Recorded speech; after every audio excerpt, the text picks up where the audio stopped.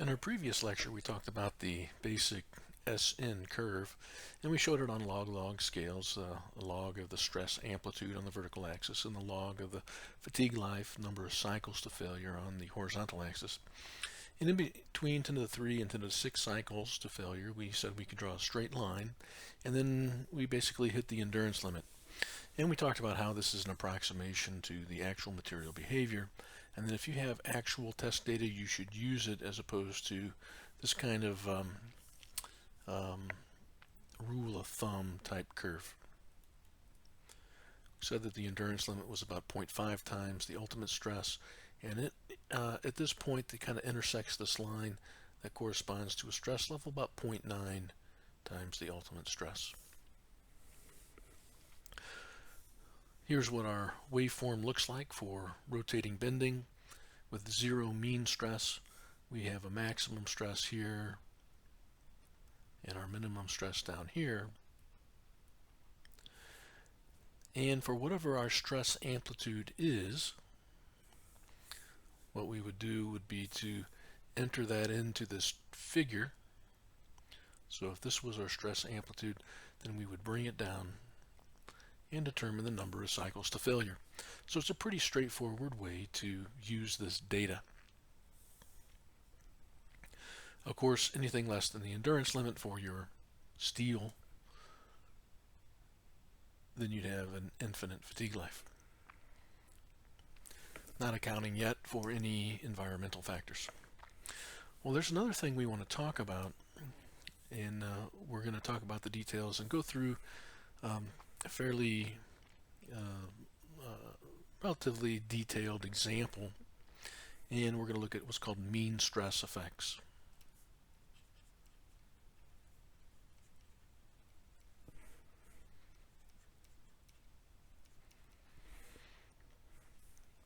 So let's review some of our terms. We talked about some of these a little while ago, but if we have a waveform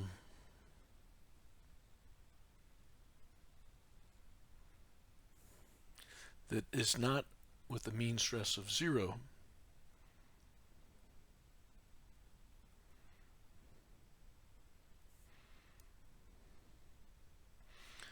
the mean stress then would be the distance away from 0 stress on our stress time history.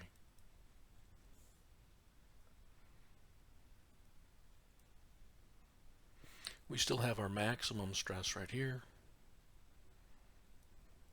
and our minimum stress down at the bottom. We have our stress range that we've talked about. Delta sigma is the maximum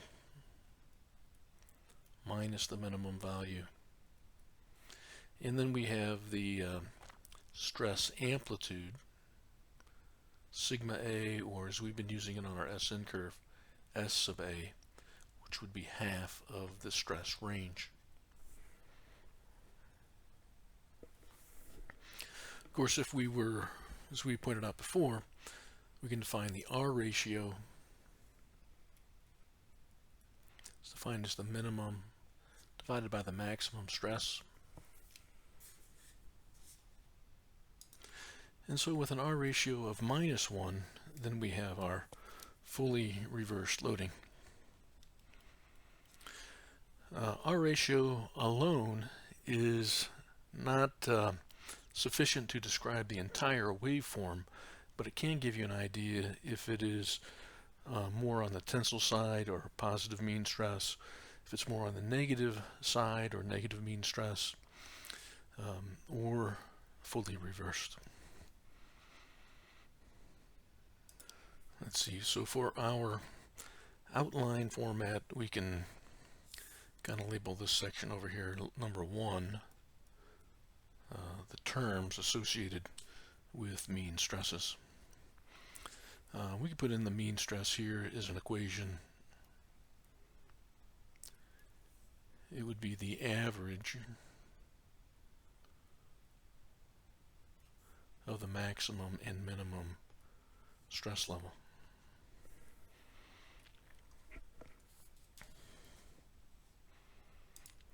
So we can talk about the effect on fatigue life of mean stress.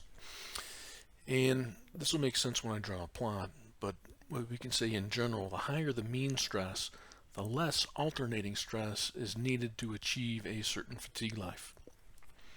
So I'm going to make a plot. This is going to have linear scales to it, but on this vertical axis is going to be the stress amplitude. Okay, that is similar to what we do with the stress life curve, but pay attention that it's not the number of cycles to failure that's on the on the horizontal axis. It's going to be the mean stress.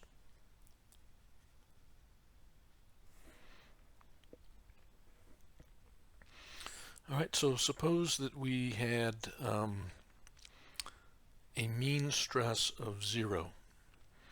A mean stress of 0 would correspond to a point that would be lying on this curve. Okay, now suppose we increase the mean stress.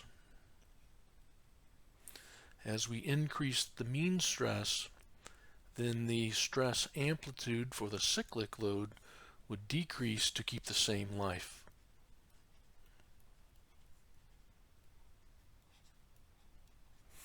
So this plot would do something like this,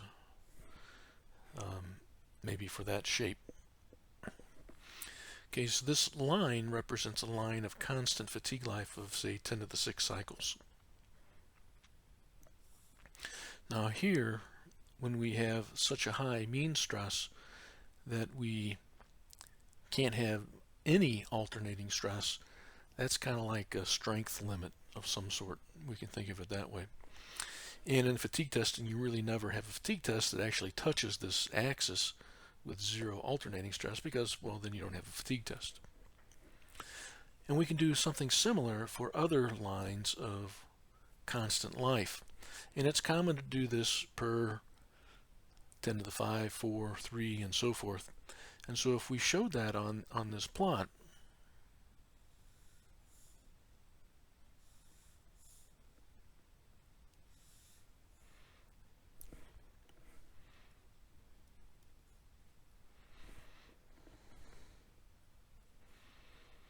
we would have some details like this. 10 to the 6, 10 to the 5, 10 to the 4, 10 to the 3. As we increase the mean in a positive manner,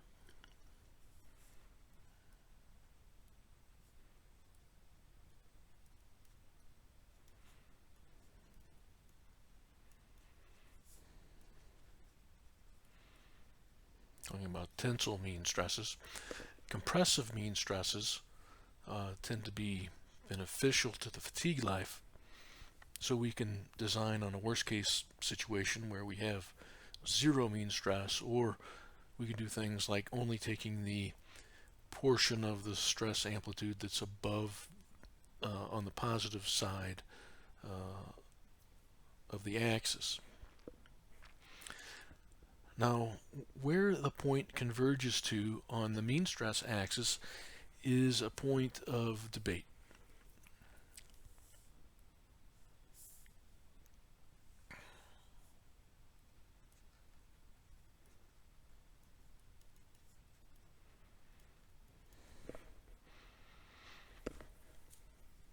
And we're going to talk about different ways that we can model that. All right, so several proposals have been made to model this mean stress effect. Again, I keep emphasizing this, but it's important. If you have test data, then use your test data.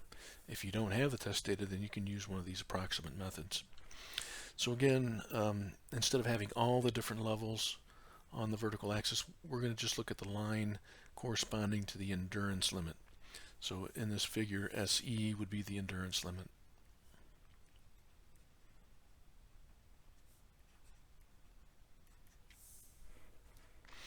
And so, I think you can argue that it makes a lot of sense that on this axis, if we have absolutely no alternating stress, this point maybe ought to be the ultimate stress of the material. So how do we get from SE, for the amplitude down to the ultimate for the mean stress? Well, one way is we'll just draw a straight line that goes from there to there. If the real data is a little bit curvy, well, maybe we're just being a little conservative. We're staying within that line. Well, at the same time, maybe we want to account for a little bit of curvature. So maybe the line ought to look like that, kind of curvy. Maybe we want to be even more conservative and say, well, the mean stress, we're going to limit that to maybe the yield stress on this axis. So let me label these. So this is ultimate.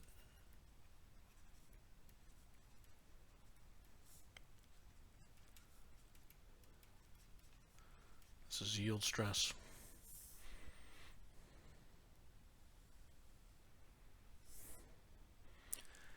And another way is, well, maybe we want to be less conservative, but maybe a little bit conservative in a certain portion of this graph. Maybe we should use the fracture stress. And maybe we'll do a straight line to the fracture stress.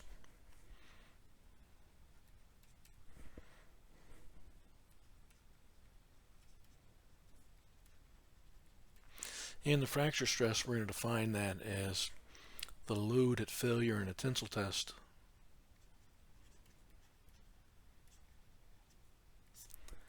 divided by the area at failure.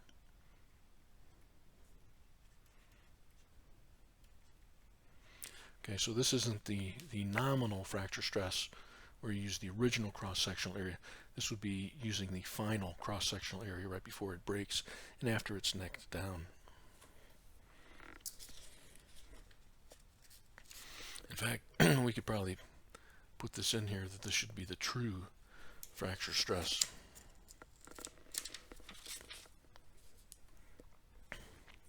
Well, these can be written in terms of equations.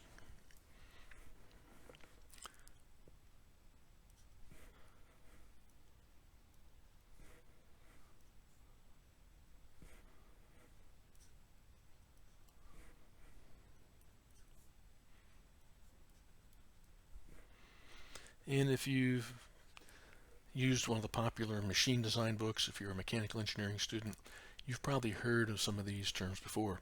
So the Soderberg correction would be sigma A over SE plus sigma M over the yield stress is equal to 1. And this would be for endurance limit values.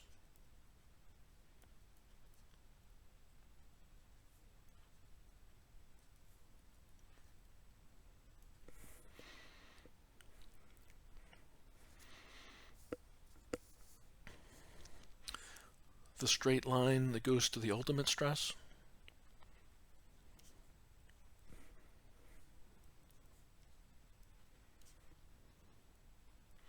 has a similar form, and this is Goodman.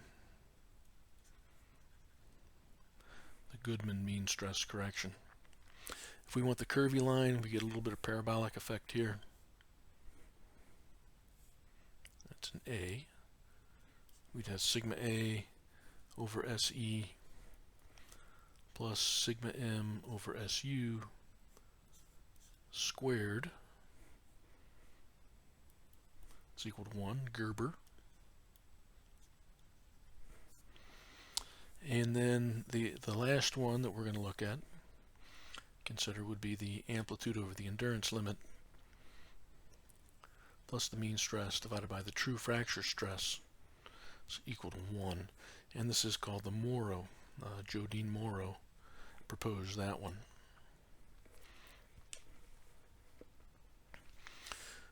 Now all of these can also be used for finite life. So instead of having the endurance limit up on top, we can have the stress level that corresponds to 10 to the 5th cycles,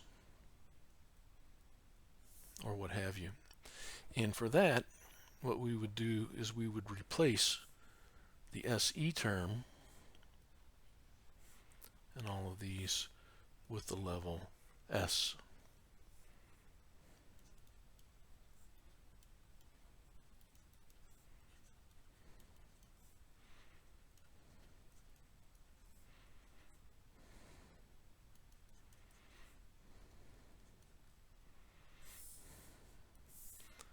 highlight that a little more clearly.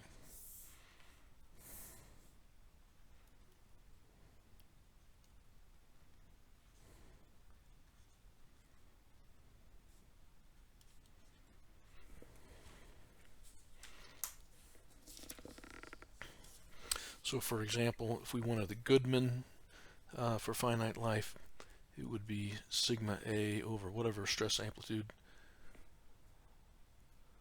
we were looking at, plus sigma M over SU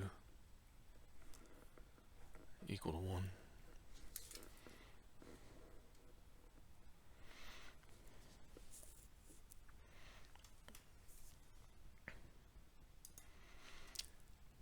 And of all these approaches, it's usually the Goodman that is probably the most popular,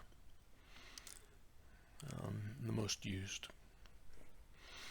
All right, so I want to go through kind of a detailed example. This can be kind of confusing with all these different equations and, you know, what's what that goes through here. So let's take a look and see what we might have as an example. And as part of that example, we're going to look into a little bit of detail about this idea of the SN curve having that equation that we presented in the previous lecture. All right, so the first part of this example is we're going to estimate an SN curve for R is equal to -1 loading, where we have a material that we've done a tensile test on. We found its ultimate stress to be 158 KSI. We want to identify two key points. Again, I'll just say it, keep saying it. If you have test data, use test data. If you don't have test data, we can use this estimate.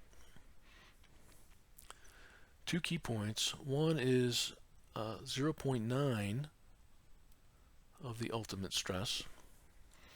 And my calculator here, that's 142.2 KSI.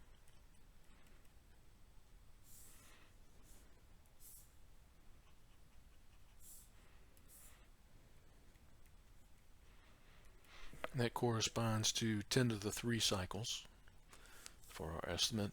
And then half of the ultimate stress,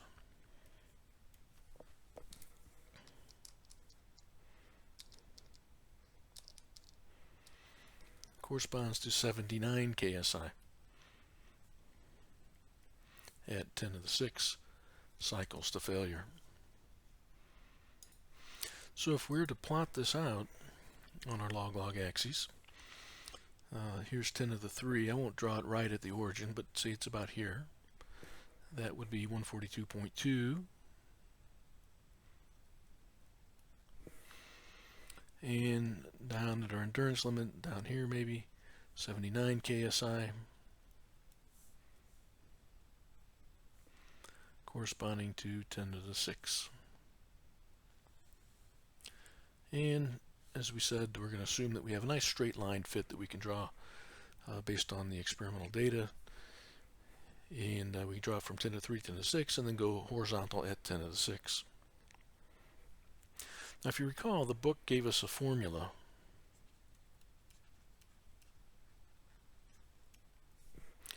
of 1.62 times SU n to the minus 0.085. Let's kind of see where that comes from. And in the process of that, after we understand what's going on, we're going to be able to find the life values at 10 to the 4 and 10 to the 5. So we want to find out what value corresponds to that and what value corresponds to that.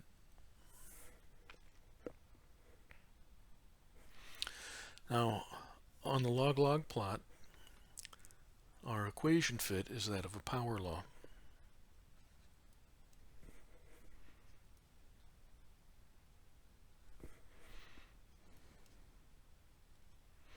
So instead of using NF, I'm just going to use N in this. But it's number of cycles to failure. So the plot, or the formula looks something like this. S is equal to 10 to the C, and n to the b. And these are base 10 graphs that I've been drawing. They're not the natural log. That's ln, but this is log base 10. So let's think of a straight line. We know that a straight line on regular axes looks something like y is equal to bx plus c.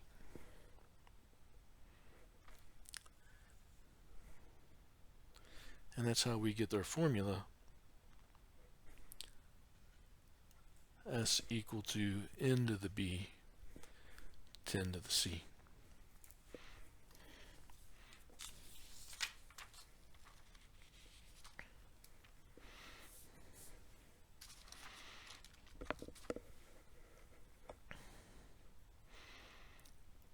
Alright, so now we're going to use 2 points on our curve. 2 of our known points of stress where we think we know the number of cycles to failure. And this, of course, is from our idealized SN curve.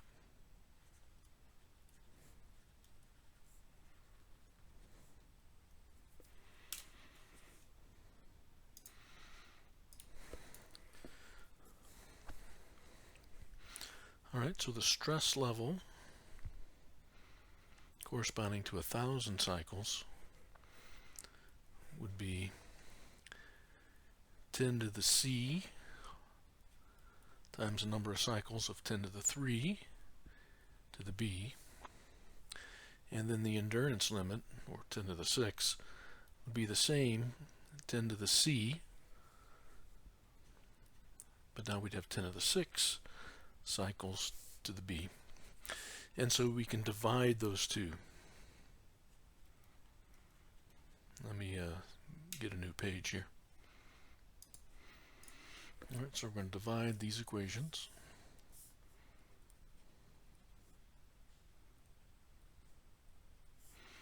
So we'd have S1000 over SE.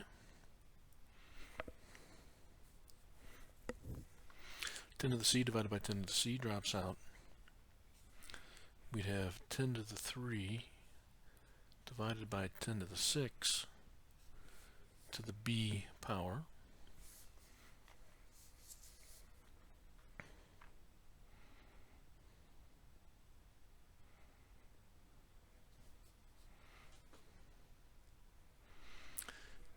Ten to the 3 over 10 to the 6, that would be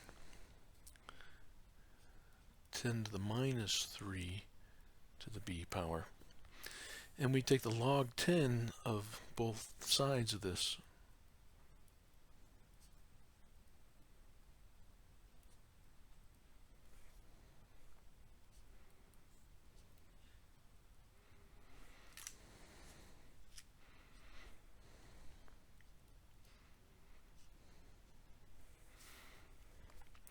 Of course, the log 10 of 10 to the minus 3 to the b is equal to the exponent b times negative 3. So if we solve for b, b is equal to minus 1/3 log base 10 of S1000 over SE.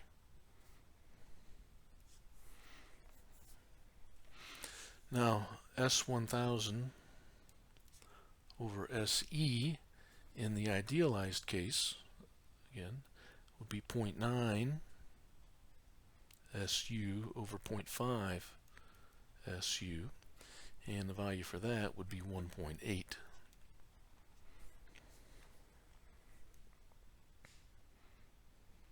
So if we take 1.8 and divide it by 3,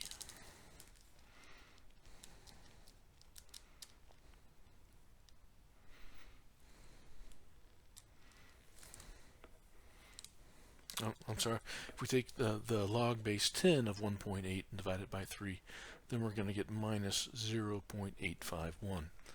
Let me just verify that. And yes, indeed we do. Okay, so make sure you use the log on your calculator and not the ln. Okay, so this is a log base 10.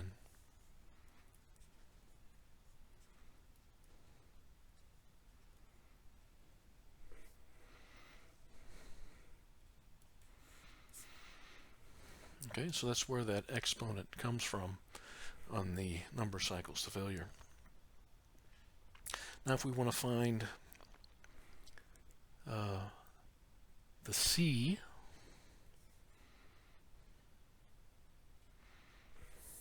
one of the things we need to note when we work with logs, if we have two things multiplied together, like A and C, then we can divide this up like this. We can take the log base 10 of A and add it to the log base 10 of C. Okay, so that product breaks apart in log fashion like this.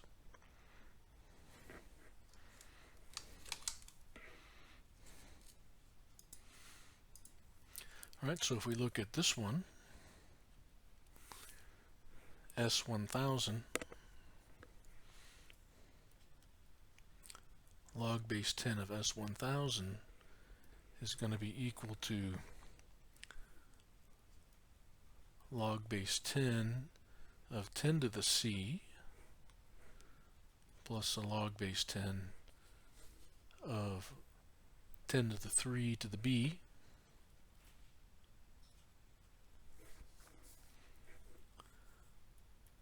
and this is going to be equal to C plus 3B.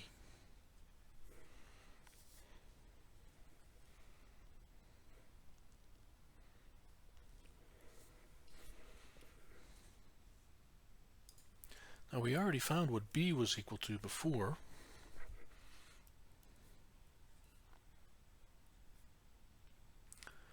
B is equal to negative 1/3 of log base 10 of S1000 over SE.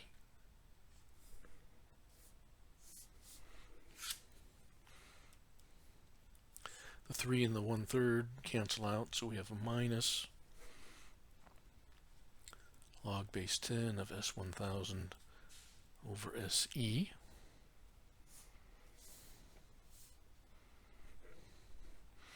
And from this, we can solve for the constant C. Let me make a new page. Alright, so if we solve for C, then C is going to be equal to log base 10 of S1000 plus log base 10 of S1000 over SE. By the same rules that we have for logarithms that I showed in the line in red, then we can say that C is equal to log base 10 of S1000 squared over SE. Okay, so now if S1000 is equal to 0.9 SU and SE is equal to 0.5 SU,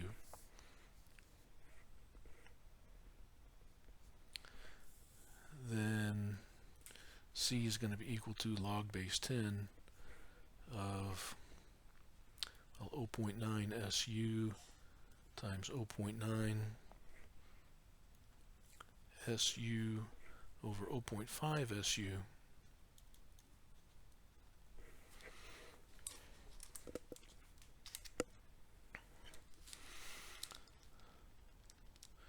.9 times 0.9 divided by 0.5 is 1.62 SU.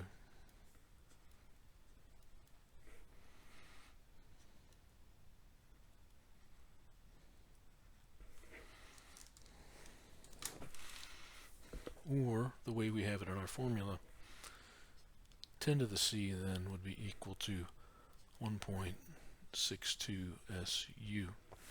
So in the end, we get the formula that we had talked about, that S is equal to 1.62 SU n to the minus 0.0851.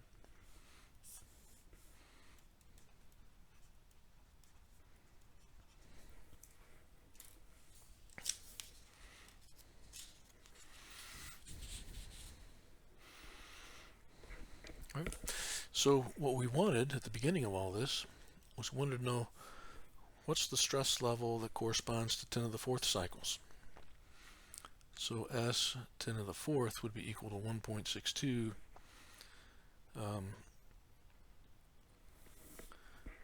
times 158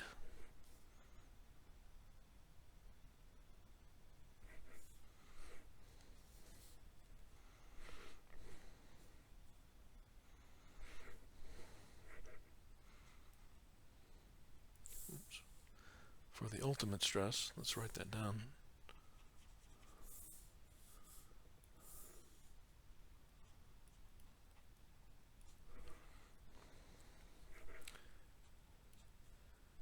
Ten to the 4. Let's go ahead and put 10 to the 4 in here.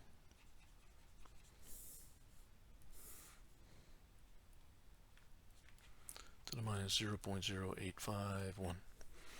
And let's just check that value.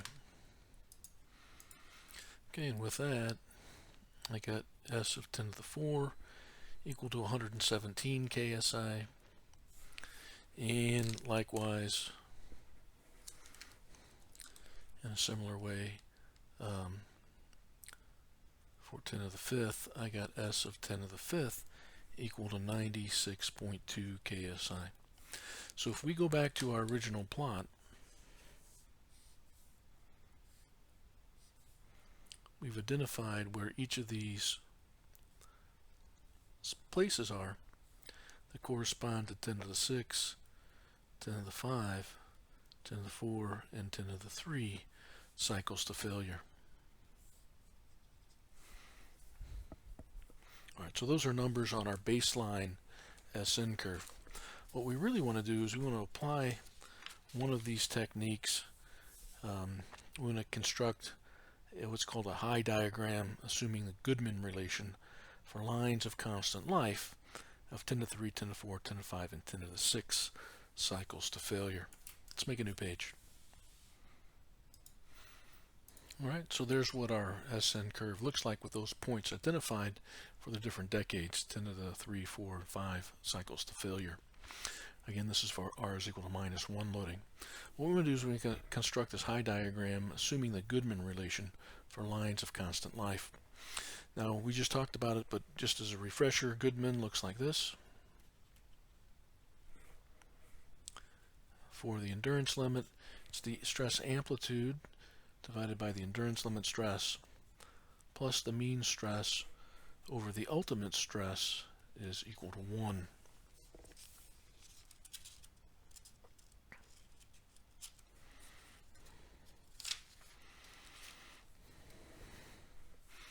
And so the diagram will look like this. Okay, now this is again linear scale, but we have the amplitude on this side. I'm going to switch over to sigma sub A. We have the mean over here, and the mean will go to the ultimate stress.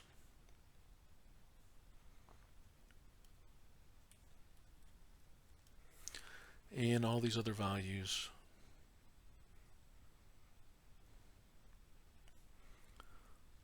I have to write them over here, 142.2, 117, 96.6, and 79. All of those in KSI will all converge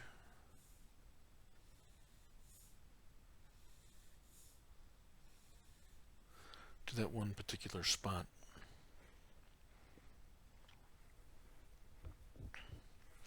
Okay, so that's what the diagram looks like. And just to emphasize this value, this was what the ultimate stress was. So the next question is, find sigma A required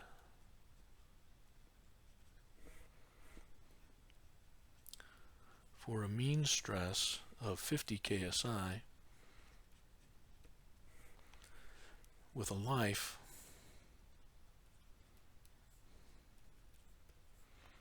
of 10 to the 5th cycles. Okay, so now I'm going to focus in on this plot, and I'm going to focus in on the 10 to the 5th cycle line. Remember, this is 10 to the 6th, here's the 10 to the 5th. So this one is 96.6 KSI.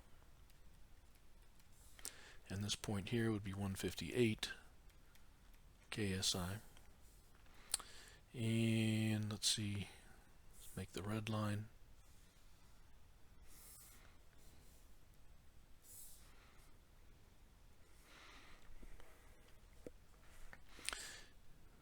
Okay, the mean stress is going to be 50 KSI. So here's 158. 50 KSI might be about here.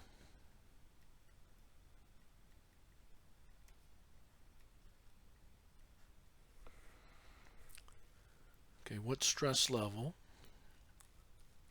on this axis corresponds to that 50 KSI? Well, there's a couple ways we can do it, and one way is just straight up similar triangles. Since this is a nice smooth line, let's go ahead and use that. Okay, so we want to find sigma A here.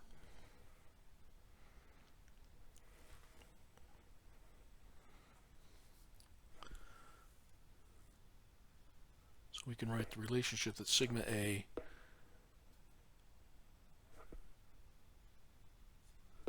over 158 minus 50. Okay, 158 minus 50 is this segment. Okay, so that's the triangle. It's in the same proportion as, I think it's like, that's actually 96.2.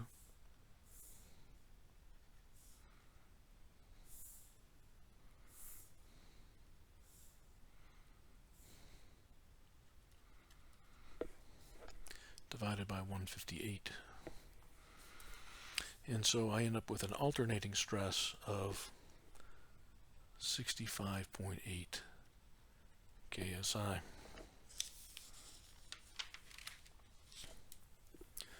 Or, and I'll do it on this page so we have it over here, we can use the Goodman equation directly.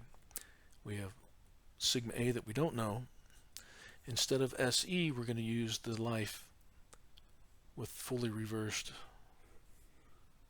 amplitude. The stress level that corresponds to that of 10 to the 5th cycle. So the 96.2 comes here. We have the mean of 50, and we have the ultimate of 158 equal to 1. So this is just a fancy way to rewrite similar triangles. And again, you would get 65.8 for your stress amplitude. Let's work with this just a little bit more. We'll start with a clean page, but let's now ask this question.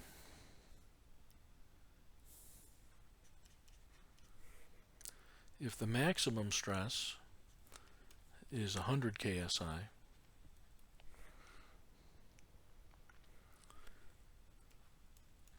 find out the minimum stress that's required at 10 to the 6 cycles.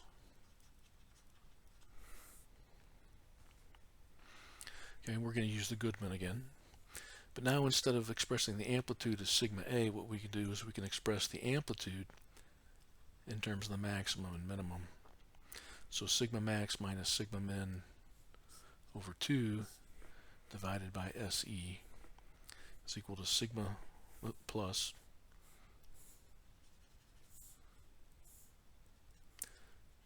the mean stress, which is sigma max, plus sigma minimum over 2 divided by SU is equal to 1. And plugging in the values that we do know, we have 100 minus some unknown minimum value divided by the SE. Since it's for 10 to the 6th, we're going to use the 79 plus the 100 plus the minimum divided by the ultimate of 158 is equal to 1. And we go through, and I'll let you do the algebra.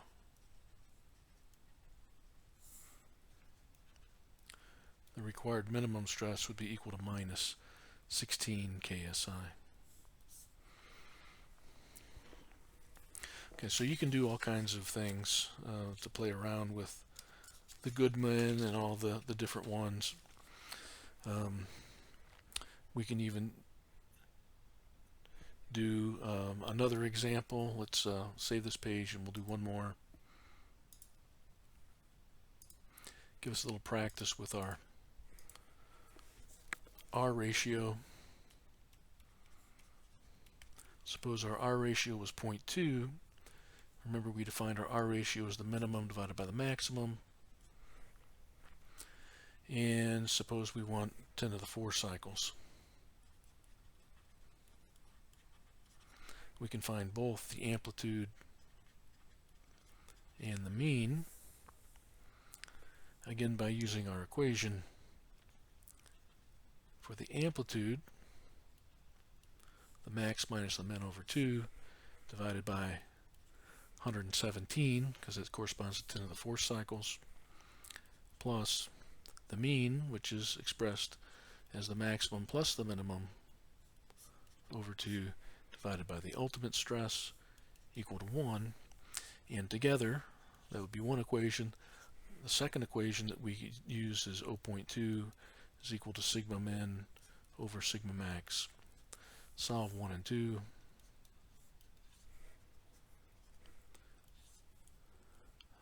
And I don't have the numbers for those handy, but you can do the algebra for that. You can solve 1 and 2 for the minimum, for the minimum and the maximum.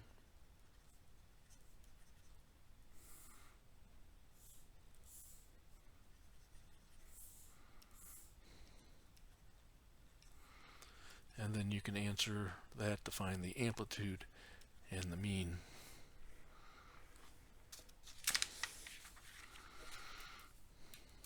Now there's one last thing I want to show you. It's kind of a complicated looking plot that's in our book.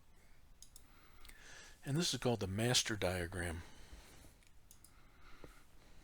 Okay, so this is for AISI 4340 steel. And we have to look at these labels very carefully. Let's see, maybe I can set this up as a background image and then right over the top of it. So if I draw on this, I can just turn this layer off, I believe.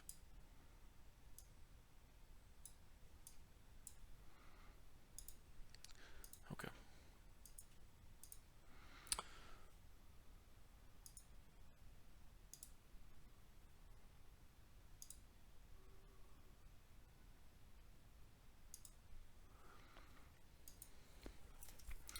All right, so let's take a look at this.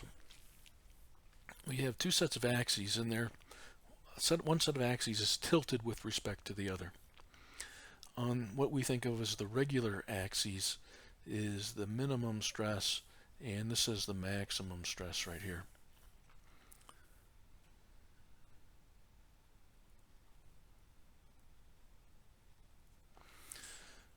Okay, on the tilted set of axes, I'll try to use a different color, we have what we think of as our high diagram that we just constructed, the mean stress and the alternating stress on these axes. You can see these curved lines coming through here.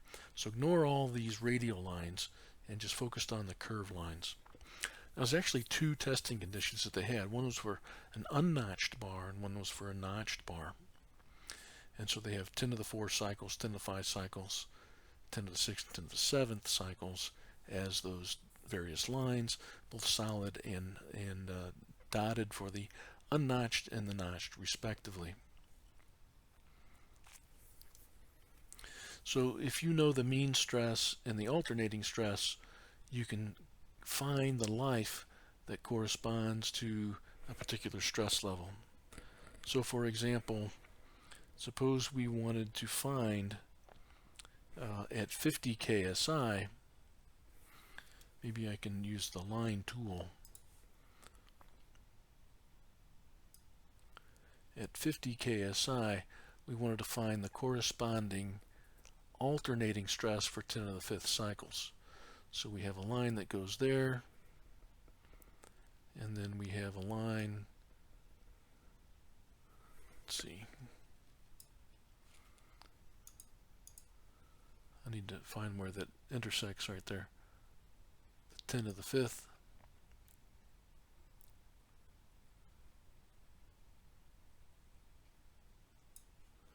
So that corresponds to maybe 75 KSI, 72 KSI. It's kind of hard to tell. Now we can also use the graph in a different way using the minimum and the maximum stress. Okay, so that's where we're going to change over to the blue. Suppose we had a minimum stress of 40 KSI and we wanted a life of 10 to the fifth cycles. We would take this straight line up, try to keep it vertical. We'd see where it hit the 10 to the fifth line,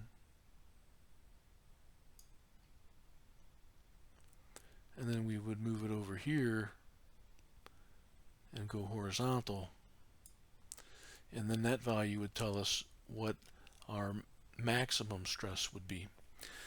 So again, it's kind of a complicated looking plot. One of your homework problems will reference this plot, so I wanted to go over this and show you how that worked. Alright, so again, continue reading, and probably the next lecture I think we're going to have is we're going to talk about various effects that influence the fatigue limit and the SN curve in general.